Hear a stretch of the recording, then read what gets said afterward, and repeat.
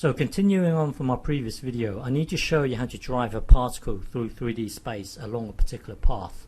So how would you drive a particle from A to B? So there's no movement in the x direction. So when you create your position vector, there will be no I component because there's no movement in the x direction. So there will be no I component. Well, if you look at t, when t is 0, if you put t into here, this would be 0. So you can see that it starts at 3 in the z direction.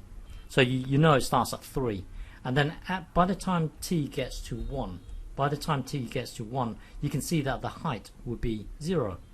So the whole thing here would be 0. That's why the height, in terms of the height, it would be 0. That's why you're here at the height of 0. Well, if you look at the y direction, which is j hat, when t is 0, it starts at 0. So j will start here. J hat will be 0, and then when it gets to 1, you can see that j hat will be 2. So it will be here in the j hat direction. Okay, so to drive the particle in this particular path, A to B, it would be this. T ranges from 0 to 1. Okay, so next one here. So this is 2, and then minus 2, and the height is only 1, and then it's moving from A to B. So it's moving in this direction. So remember, back in single calculus, if I were to give you the graph y equals 1 minus x squared, it would give you this, where this would be 1, this would be negative 1, and this would be positive 1. So if you look at the height, in terms of the height, the particle, remember the particle starts here. So in terms of the height, it will start at an elevation of 0, and then it moves up to 1, and then it moves down to 0. Because as it's traveling through, look, it starts at a height of 0, and then by the time it gets to here, you can see the height is 1, and then as it's moving around, you can see the elevation will get back to 0. So it's actually moving like this. In terms of the height, it will start at a height of 0, goes to 1, and then goes back down to 0. So we can use this to model this, because as it's moving around from negative 1 to 1, it's doing this. But thinking in terms of the height,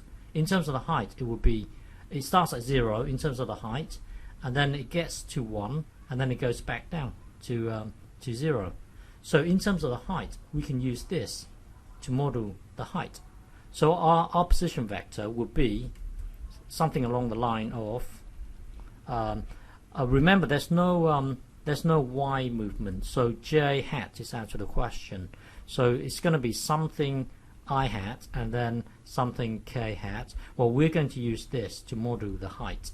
So the height would be of this form, t squared minus 1, because as t ranges from negative 1 to 1, you can see it starts at a height of 0, and then goes to 1, and then it goes back down to 0.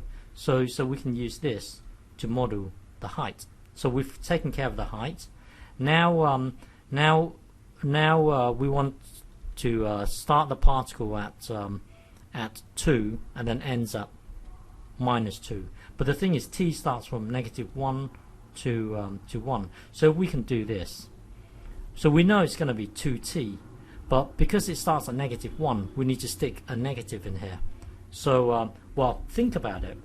You need to stick this negative in here, because when t is negative 1, put it into here. This would be negative 2 with a minus in front of it. That would make it positive. So that's why the particle starts here. Without this without this negative, the particle starts here. Well, think about it. So let's verify this here with a 3D graphical plotter. So jump to GeoGebra and punch in our path. So GeoGebra, punch in our path. So this will be a path here. So you can see 2 here, height of 1, and then it ends at negative 2. T starts at negative 1. So punch in our particle. This is going to be our particle. I hope you can see it. It's right there. So our particle is there, and then t starts at -1, and then as it moves to +1, you can see the particle is moving around in that particular path. There, by the time it gets to +1, it ends right here. Okay, so this would describe your position vector. Okay.